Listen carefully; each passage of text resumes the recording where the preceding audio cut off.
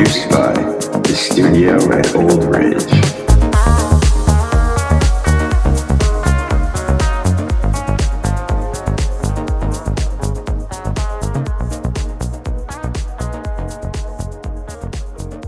Episode 6 of the Passion Collective. I'm your host, Zach Frank, and tonight we are joined by none other than Mike Greenfield. What's going on, Mike? How you doing, man? Good to see you. Good to see you too. Long time no see. It's been a pretty crazy and unpredictable year. That it has. How awesome is it though that things are finally starting to get better? You know, it's really cool. Even just yesterday, I was walking around Philly and like going by some parks and everyone's out and hanging out. And, you know, what we just passed 100 million vaccinated, so it's cool after all this time to see things going on the up and up. So, no, most definitely. And then with the weather changing too and getting warmer, just the combination of like a cold, dark winter with all that extra craziness, just really depressing. And but yeah, hopefully now that everything's opening back up, especially for the creatives, there will be like a big burst of creative energy in more ways than one. Yeah, that's what I'm hoping. So yeah, I just want to go to start. I want to go all the way back to early life for Mike Greenfield for the listeners. So where did you grow up, Mike? So I actually grew up in Long Island in New York, and started playing drums when I was really starting when I was 4 or 5. My mom bought me one of those little toy drum sets, and I would bang around on that a little bit. But I really started with my elementary school. My whole school system had a great music program, so started playing with that when I was in 4th grade, so around 9 years old, and went all through that. So. Yeah, so you actually went, I don't know if everybody knows this, but you actually went to Frenchwood's Performing Arts Camp, right? Yeah, I did. In Hancock, New York. I love telling that story too. It's ridiculous. It's so true. Yeah, so when I was probably 10 or 11, I went there, and they also, performing arts camp, so they had a music program, and I was taking drum lessons there. And they had all the kids who were taking private lessons come together at a concert at the end of the session. And so we went and played, and it was pretty much the first time I ever played in front of a crowd like that for a rock concert. I did with school bands, but this is like I think we did Smoke on the Water and things like that.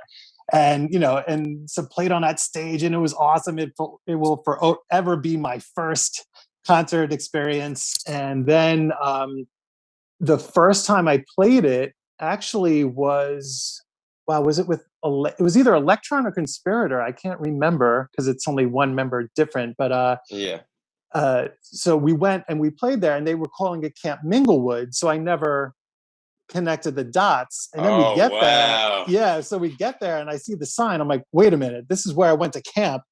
And so I was just like flooded by all these memories of not having been there for 30 something years. And so I was just walking around, and I was just like, oh my God, this huge grin on my face. And then finally it was time to start setting up, and it was on the same exact stage where I played my first concert. And here we are headlining the festival that night.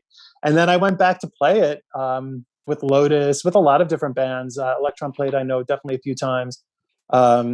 And it was probably one of my favorite small festivals. It was very sad to see that one come to an end.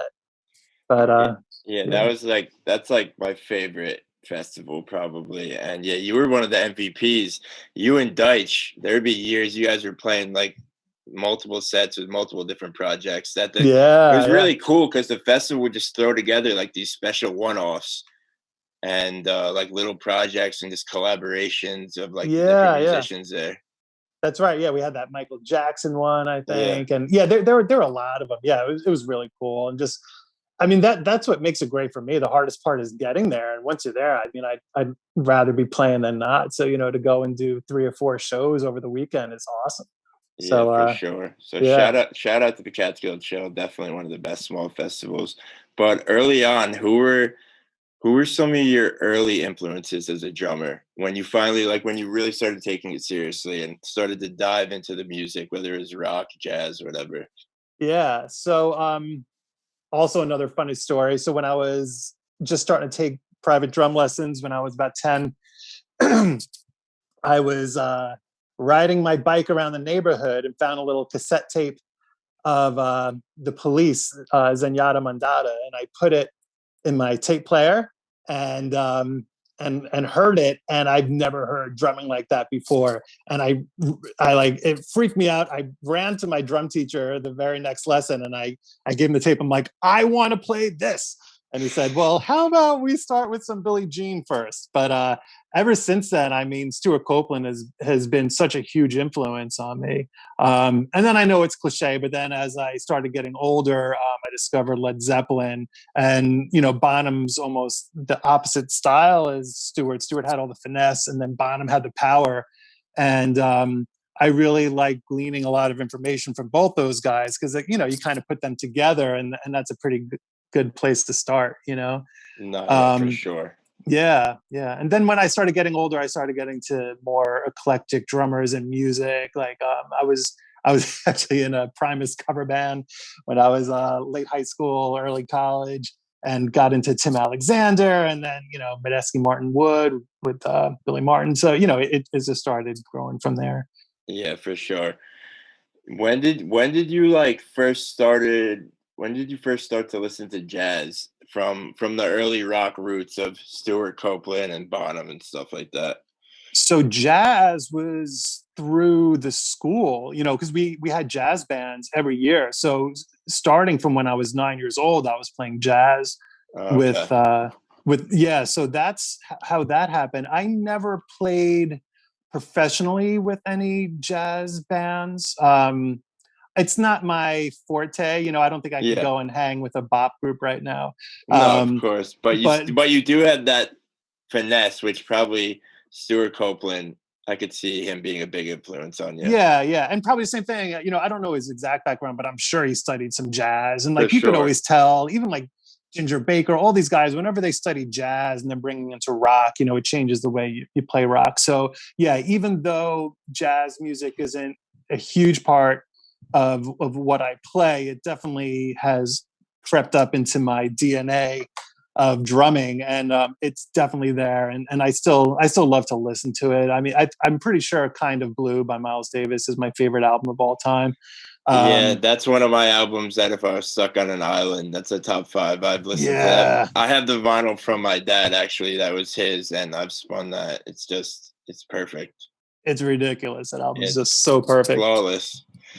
So when did you grew up in Long Island, New York kid, and when did you move to Philadelphia? So I moved to Philly. Well, at first I moved to Bucks County, Okay. In a town called Solebury, which is near New Hope, about an hour outside. And that was actually good for me because it's kind of in between Philly and New York, because I still had all my New York connections for shows and everything. So I'd go up there. And then I started making more connections in Philadelphia. And towards the end of that year, that's when I linked up with the Ally. And they were actually, because I was debating if I should move back to New York after, or stay even in Bucks County, or move to Philly. And things started taking off with the Ally, and then I just made the plunge and moved down here. So what year was that? So I moved to Philly then in 2000. Yeah, what a crazy that time period from like 99 to 2005, the Philly music scene is just something special. Awesome. It was so great. I mean, especially, the music that I'm mostly known for playing in is like the whole jamtronica thing, it's such a small genre. It's a subgenre of a subgenre of a subgenre. And that was, so we had obviously the Biscuits, and then you had Brothers Past, and then Ally and Lotus. Lotus eventually moved here from Goshen. Yeah. And yeah. And so I think the only I guess maybe Sound Tribe was not here, obviously, and the New Deal But like, who else was doing it back then? Probably not too many. At least none that I could really. I mean, JoJo, but that's like that wasn't really. He had kind of had his own take on it. But like most of those bands are based here. So yeah, Philly was the hotbed for that, for sure. Yeah, and we had all those side projects almost every other weekend. We were. I can't even count how many side projects I had with all those guys. I mean, we just like take one member out, put them all together, and all just jam sessions all the time, and playing at little shows, big shows. So it was really cool, and I'm very proud to have been there. Talking about jazz, you read about what it was like with bop music back in Harlem and everything, and like all these guys are all getting together and they're hanging out, doing shows, having jam sessions, and this wasn't quite that, but it was like my generation version, a little mini version of that. Yeah. So when did you first meet the Biscuits, like the guys in the band? Because you knew of them before you actually formed relationships with them, right? No, I didn't. So, I mean, kind of. So I never heard about them until I joined the Ally. I knew about electronic music actually through JoJo, because I was living in New York City or at least spending a lot of time there in the mid '90s, and that's when he first started Nerve. So I used to see him. Every week it had these little shows called Prohibited Beats, and it was like 20 people there. It started like 10 people there, and I just happened to be there. One of my friends told me to check him out, and I heard him with that other band. He had Screaming Headless Torsos, and I know he was a great player. And so hearing that, I'm just like, oh my God, what is this? Because I wasn't very familiar with electronic music before that. So that started the deep dive for me, seeing him there and watching his weekly event grow and turn into what it became. But then coming down to Philly, I was coming from that world. I didn't really know that much about the jam world, honestly. Like I knew about Fish a little bit, Dad a little bit, but it wasn't totally my thing. For some reason, it's just not that big in Long Island. So when I joined the Ally, they were all friends with the Biscuits, because the Ally was, they were all based out of University of Pennsylvania. Mm-hmm. And that's where the Biscuits all went. So I slowly started becoming friends with them through there. And then they had me sit in with them at one of their shows at the Wetlands. And that was one of the most powerful musical experiences I have ever had, especially like, I wasn't used to being in, to me back then, that was a big room, even though now it's funny, it doesn't seem that, but, to me, I'm just like, oh my God. And, it was so loud back there. And like, I forgot, it was one of their really fast drum and bass songs they called me up on. And it would be fun to see if there are tapes of that. I'm sure there are.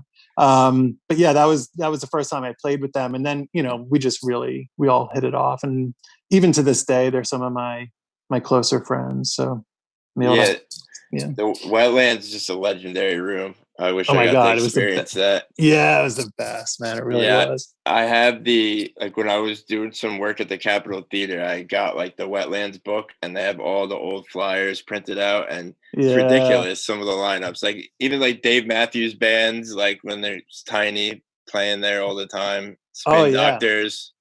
That whole era. Mm-hmm. Yeah, no, it was like just the caliber of musicians who played there. The bands doing small, bands who could play 10,000 cap shows were playing there. It was really something, and there was something about the vibe of that place, because it wasn't like technically like a great room, Yeah. The sight lines were a little weird and everything, but like, man, just the energy was just incredible, and a good sound system, and great crowd any night. So as a drummer, when you got familiar with the Biscuits and you started seeing them around and you were in the Ally and stuff, probably got to see Sam Altman play a number of shows. And for people that don't know, what made Sammy special as a drummer when it came to playing that genre of music, jamtronica specifically? Yeah. So it's funny, I talked about this a little bit before, but when I first saw Sammy, I didn't like him at all. Because especially coming from my mindset, coming from electronic music, is like, this is the time when drummers, can show their chops, drum and bass. And this is like, all this stuff. And Sammy's not a chop drummer, so like it took me a little bit. Yeah. And even I didn't even like the Biscuits music that much. It took me a while before it kind of started making sense to me. And then the more I listened to Sammy, the more I really appreciated what he's doing. And basically what it boils down to is that he's not a virtuoso drummer, but he is an incredible musician, right? And so that's what makes him great. So he would do things like he would do negative drum fills. So like if you're going from A to B, and you really want to build the intensity for B, for me normally, back then I'd do a crazy drum fill, bring everything up, and my biggest chops, and bam, that you're in B. And Sammy, instead, let's say he would drop the kick for like 3 or 4 measures before you get to B. And then when he brought it in, then it just made it seem that much bigger. So, things like that. It's like, because I heard him talk about, like, on Barber's podcast, because he viewed it as if he was like the DJ, and like a DJ, like taking out like the drum track and then dropping it back in. It's for a crowd reaction. You definitely get that explosion. Yeah. And that's genius to think of like that, because most drummers don't. Yeah. So then just the way he was very much a team player, I think, really influenced me a lot. It's not about, when I play a gig, I never want someone coming up to me and saying, wow, you're such a great drummer. I want someone coming up and saying, wow, your band is awesome. I had such a great night. You guys really moved me. Then I know that I'm really doing my job. It shouldn't be, especially as a drummer, a foundation instrument. So that's kind of been my philosophy since then, trying to go down that path a little bit more. And now when I see drummers, especially, I joined Instagram a year ago. It's crazy. I was just talking about this. Yeah. About the drummers on Instagram. And it's twofold. Like sometimes I see these guys and the drummer in me is just like, oh my God, they're amazing. All the gospel chops and doing this and that. And then, but the musician in me is just like, when can you ever play a fill like that? If I played a fill like that, I get fired, It's like, so it's a two-sided thing, but so it's interesting, and I think that's also something that comes through age and experience. I've been doing this a long time now. And when I was younger, I used to play more notes, and as you get older, you kind of chill that out. So. You drummers, especially in bands like Lotus or Electron, it's really, you have to just be that foundation. If you overplay in like that style, it's distasteful.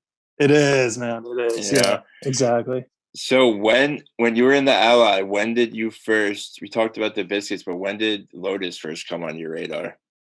So when the Ally first started doing some touring, I think it was in 2002, maybe one, we did a little run going out to Chicago, and we needed to fill in some dates. And my guitarist, Eric Zeiler, was really keyed into the scene and knew about Lotus. I never heard of them, and reached out to them because they were all in a Mennonite college in Goshen, Indiana, which is right on the way to Chicago, and said, hey, we're going to be here. Can we open for you guys? And he sent them a copy of our album, which is called Action. So that it must have been 2002, because that came in 2002, I believe. And they all loved the album. When I first met them, they knew all the tracks to it and everything. They were singing me we have a hidden track with my parents singing me Happy Birthday, and they knew about that. It was pretty funny. But yeah, we opened for them, and that's where I first met them. And we just really clicked and everything. And I doubt they even remember this, or doubt it was from me, but I'm like, you guys have to, when you guys are done here, you need to move to Philly. Like, this is where it's at. And lo and behold, they did, so once they did, I would go and hang out with those guys all the time. And Jesse and I played a lot of side projects with with both Toms from Brothers Past. Yeah. We do little shows a lot and everything. So yeah, and that's when 2009, I got the call from them to sit in for a tour, and here I am. Yeah, that was the next thing on my little bullet point list. So you got the call from them 2009.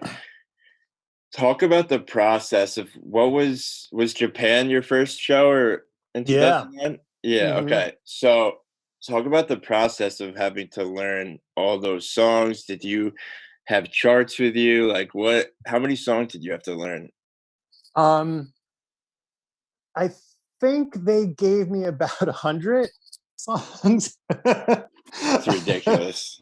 Yeah, it's insane. And especially Lotus, even back then, more so now, is all instrumental. And for me, it was harder to learn instrumental songs as opposed to songs with vocals in them, just because the cues aren't there, and usually the song's a little more intricate. So it was tough. That was the hardest part for me, was just memorizing. And for probably the first 9 months, maybe a year, I was reading charts for all the shows, just because I just couldn't. It was just too many songs. I couldn't do it.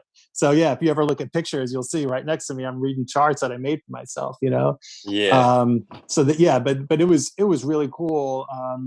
And also, I didn't know. When they first asked me to do it, it was only supposed to be for a fall tour of 2009, and then Steve was going to come back. So I didn't think it was a permanent gig. So I'm like, yeah, this will be great. It's always been my dream to go on a tour bus and play across the country, play in Japan. Sure, I'm totally down. So I did that, and then they're like, oh, can you stay on one more season? Sure, and then another one. And I'm like, am I in the band? Like, what's going on here? And I can't believe that was over 11 years ago now. So. Yeah, that's crazy. So Yeah. how did they finally pop the question, like, you want to be in the band full time, or did it just it just happened like that? It just kind of happened. It was so much. It was kind of subtle. So the Millers are very understated in a lot of ways. So it was just of course, yeah, of course. On the flip side of that, when there was a lot of rumors going around about when Sammy left the Biscuits, about you almost joining them, or is that true or what? Well, I kind of thought that they would ask. They always told me that they had their drummer already, and that it was, but it wasn't Alan. They was, I think his name was Brian Griffin, or I think that was him. And they said, we kind of found our guy. Do you want to do this show with us anyway in Atlantic City? I'm like, yeah, I'll do the show. Sure, why not? I love playing with you guys. It'll be a big show. So did that, and then it wound up being Alan anyway, just because Alan was so awesome. Yeah. I never thought that the gig was mine. Yeah. But yeah, but like, here we are now. I still get to play with them all the time, and it worked out perfectly. Yeah. It worked out perfectly. Because your style just fits perfectly with Lotus, and Steve had a lot of cool drum parts on those early Lotus tracks that you were able to just take and kind of mold and make your own. Yeah, he's great, and he's almost similar to Sammy too. Like, he didn't have a lot of drum chops or anything, but just like a great listener, came up with some really cool ideas. I loved his feel. His feel is a lot more laid back than mine. Especially at the time. But it was cool. But yeah, with Lotus, I never had to like force myself into the parts. Like, they were just, like, everything felt natural, felt great coming in. So yeah, it was a really good fit. When you first joined, are there any songs that jump out at you thinking back that you especially like to play?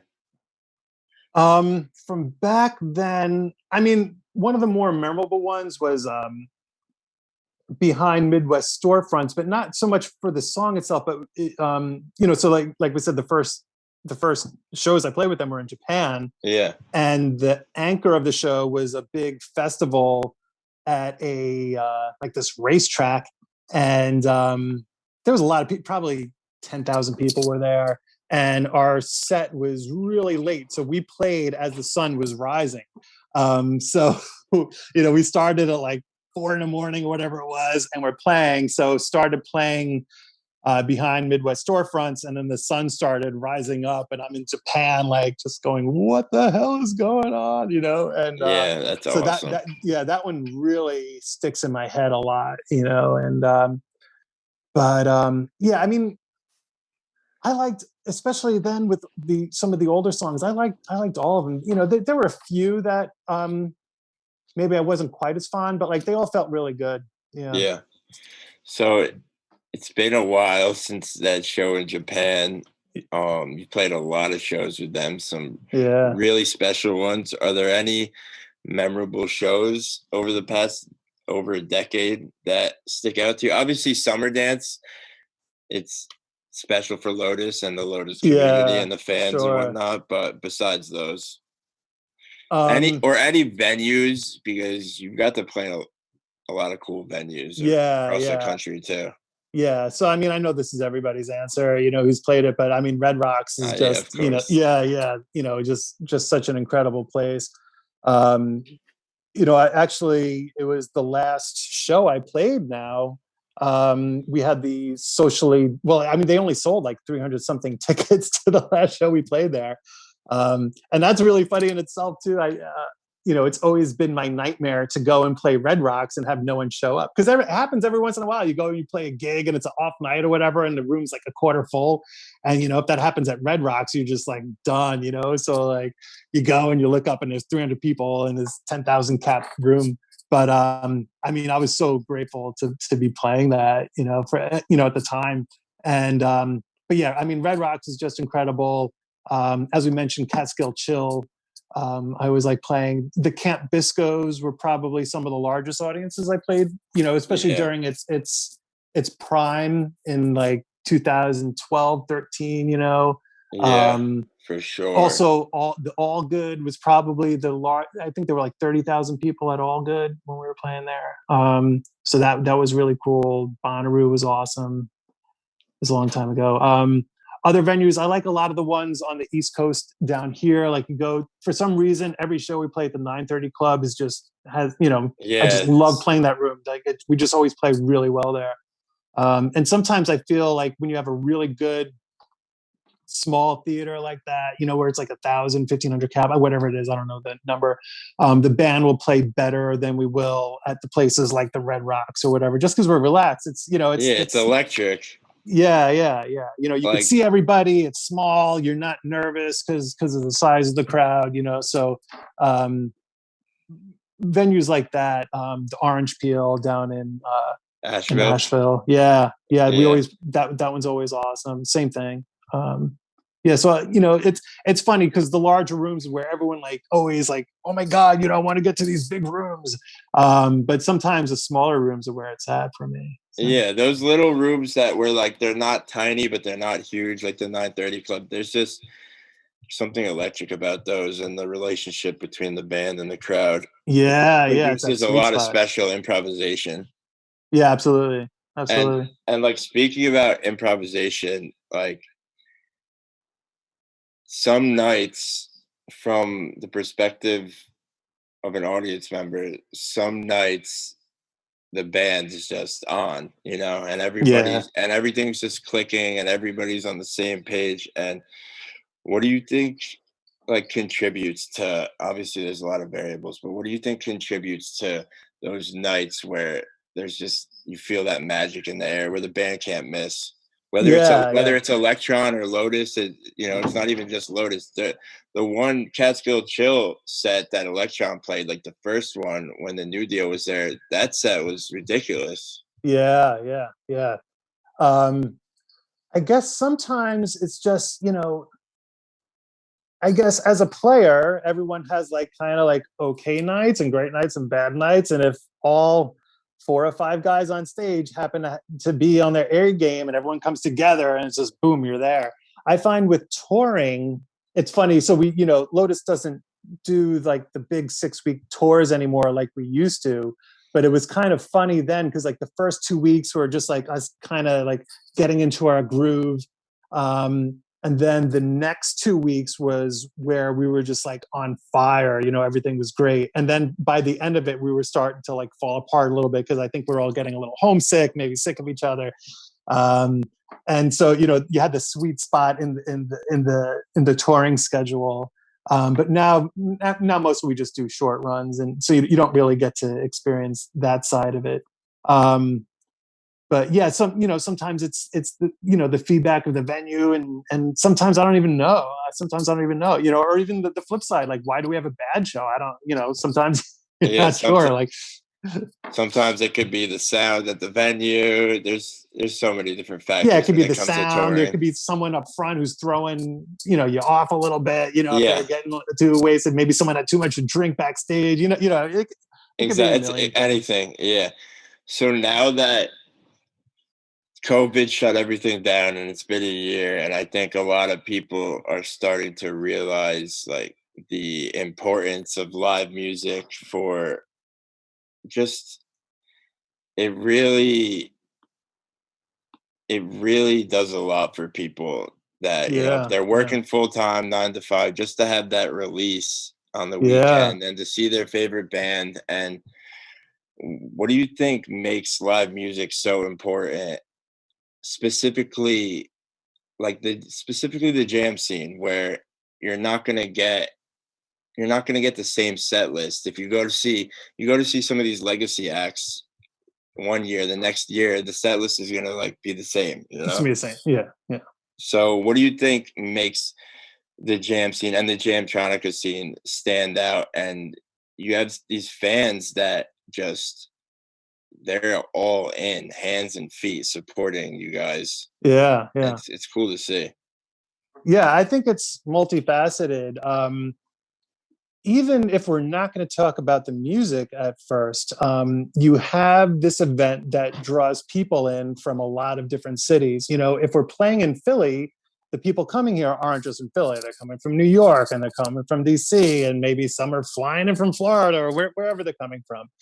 So it's almost like you have this little reunion of people who go to a lot of shows and are friends with each other. And so even before the band's playing, everyone's just psyched because they're seeing each other and like, oh yeah, how you doing? Come over here. And so it turns into this social gathering of people that may not be together if it wasn't for this one show. So the show is just a catalyst.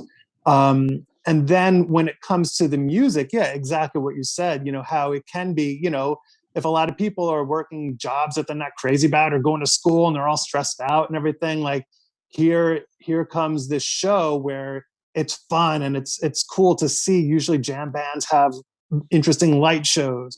The music's going to challenge you, but it's not going to be where it's challenging. Like if you're seeing, a prog band where, it's like not math rock, but it's not just like straight pop entertainment, it's maybe somewhere in the middle of that. So it's going to be fun, but it's going to stimulate you at the same time. You're there with all your friends, like, how, you put all of that together, and it's a really great recipe for people having a good time. And, so proud to be part of that. Of course. And unfortunately, I know Electron was supposed to play at the Ardmore a few times, and yeah, things happen, not once but twice. Yeah. But is that the third time now? Wait, I even lost count. I think it's the third time, right? Yeah, I think it's the third time. Yeah. And it's a shame. I know a lot of people were excited about that, but do you have any other streams coming up on the horizon? So I actually have a live show, my first live show since the Red Rocks, coming up this week. So I fly out Monday to Colorado, which is great because I think there's got like 3 feet of snow there, or they're getting it right now. But I'm just doing a little thing I call Dance Party Time Machine. I've been doing it every year, usually with the Disco guys, but they can't make it this year. But it's still going to be a fun lineup. Some of the guys from Lettuce and Andy Frasco is going to be there. Some guys from Motet. It's a really good lineup, so that'll be fun. And I think they're limiting it to 50 people in the audience for each show. We're doing a morning late show. And Lotus does have some events on the horizon that I'm not really allowed to talk about too much yet. Okay. But I'm psyched about that. And we're actually going to be starting to record a new album at the end of the month. I just got all the demos last week for it, 9 new tracks. and really cool, very different direction again, once again, as the Luke and Jesse do. The Miller brothers can write some music, that is for sure. They know how to arrange and they really compose do. songs. The Free Swim album was great. It was cool getting to see you guys at the drive-in in Philly when everything shut down, and to hear some of those new songs, and then the new EP that you guys are releasing. That's awesome. That was recorded at the same time. Those are like the B-sides from Free Swim, so it's great. And they really try to challenge themselves. Every studio album sounds very different from the last one. And sometimes people complain about that, and I get it. Sometimes why can't every album be like Nomad? But I mean, I think it'd be boring if they did, so no, I agree. I love the songs like Arupa and Did Fat, but I like seeing, like, now that I've been playing more music myself, I have like a totally new respect on like, you see people online that are just like being haters and stuff, and they've never played a lick of music in their lives, and like, I get that they have a right to do that, but once you start putting yourself out there and creating your own stuff, you have like a newfound respect, and you respect musicians taking chances and just like creating something new instead of just sticking to a cookie cutter formula every album. Because it's it's easier to do that, and bands do that and are successful. I mean, look at AC/DC. Like, every album they put out is exactly the same as the one they put out before, but then you get bands that, like, I really respect. I mean, the Beatles or Radiohead, like, every album, if you look at Meet the Beatles versus Sgt. Pepper's, I mean, it doesn't sound like the same band at all, but it's really cool to see that progress and evolution. So 100%. It's cool. So we're talking about briefly just Instagram and some of the drummers on there, but it's really cool to see people push themselves on the instrument, and whether they're legends or newer guys coming up. And I just want to read a few names, and I want to hear what you think about them. So let's start off with Antonio Sanchez. Don't really know him that well. No, I guess I should check him out. So, okay, what about this guy? I think you know him, Dan Mayo. Oh, he's awesome. Love him, man. Yeah. He's Israeli drummer, right? Yeah. He's really cool. Very creative with what he does. Has really good chops, but uses them in a musical way. And the textures he uses, they look like vintage drums, but I think they're new. But he gets some really cool sounds out of them. Good pocket. Yeah. His usage of like running stuff through delay pedals and stuff, and the effects that he gets on there, he's really special. I know you're a big JoJo Mayer guy. I just want to hear, I didn't know that you were able to see him in that intimate setting in New York City like that all the way back then. He's one of your favorite guys, right? I mean, he was then. I don't really listen to him as much anymore. I think just because I saw him so much in the mid 90s, as I get it, but like, it doesn't take away from him. And when he put out the instructional videos on hand and foot technique, those were really cool on Molar technique. I think any drummer should definitely watch those videos. And sometimes guys come up to me, because I studied Molar way before I knew him. And it's a big part of my playing, and some guys come up to me and, like, I'll give them a little lesson on it, but I say, what you really need to do is watch this video. I mean, there's nothing better than this video for describing Molar technique. I just watched that video the other night, actually. Oh, that's funny. Yeah. He has this one video where he's in like a hotel room. He's talking about, I forget the guy's name, Jim something, who like studied under Molar directly. Jim Chapin. Yeah. And he was like breaking it down and showing like how he like changed it a little bit. But I've been practicing that as of late. It definitely, you got it locked down. Yeah, well, Jim Chapin taught Dom Famularo, and I studied with Dom Famularo when I was a teenager for a couple of years. Okay. So learned it from him. So I guess I'm like third generation. So it's like, it was cool. I'm glad I got it drilled into me when I was younger, because I think when you're coming up and you learn it as opposed to being an adult and learning it later, I think it's different. It's like learning a language when you're a kid versus an adult. It's never quite the same. So I was lucky enough to get that under my belt when I was a kid. Yeah, it's tricky to try to go back and like establish that technique, and you're playing like with that fluidity. It's hard. Yeah. So if this is a pretty crazy question, but I just want to hear what you have to say. If you could assemble a 5-piece fantasy band of any musicians dead or alive with you behind the kit, Oh, what Jesus. what would it be? Off the top of your head, it's a loaded question, but what who would it be, and or what instruments would it be? All right. Because you can go different ways. It's 5 pieces. 5 pieces. All right. Including me. So I get to pick Yes. 4 guys. Yes. All right. Yes. So 4 guys. So we talked about them. Let's have Miles on trumpet. What about Jocko on bass?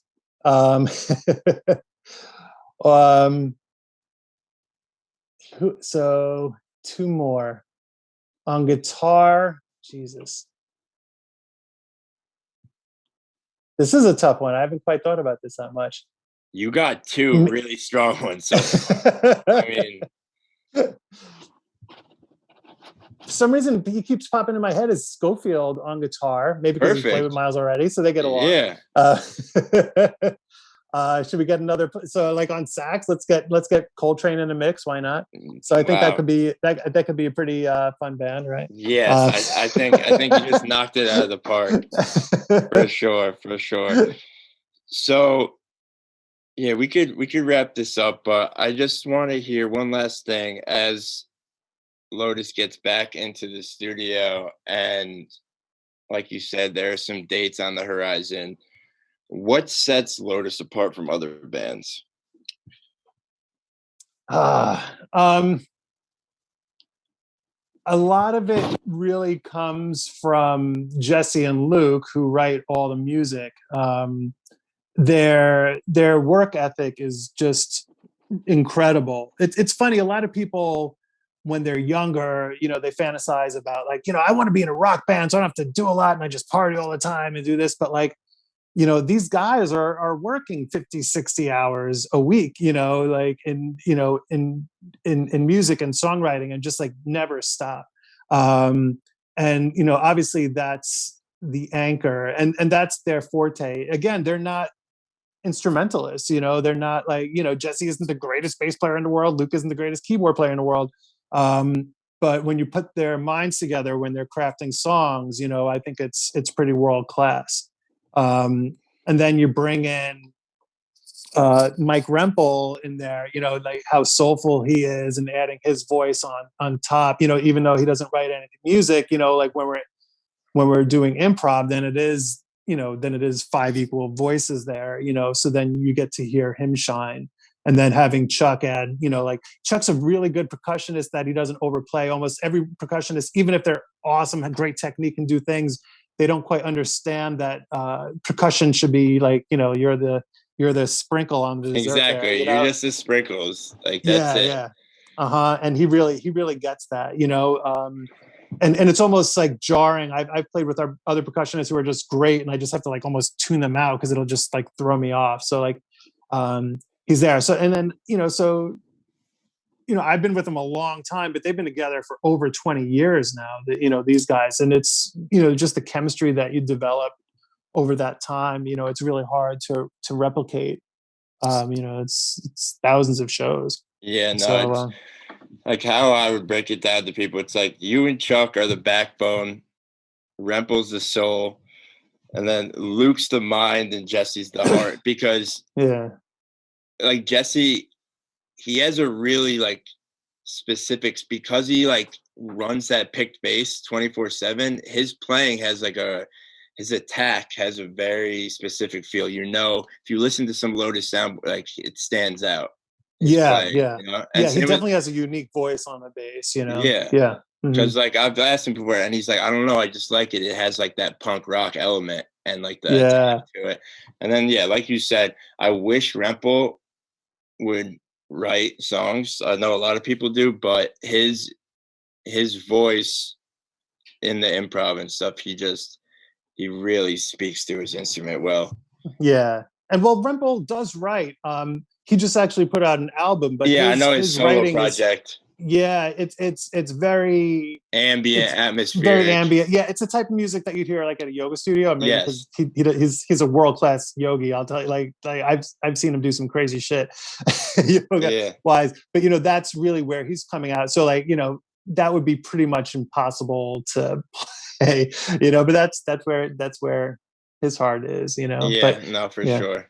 yeah, It works. But all right, Mike, thank you so much for taking the sure, time man. to do this. I had a great time. We covered a lot of stuff, and I sincerely look forward to being able to see you behind the kit.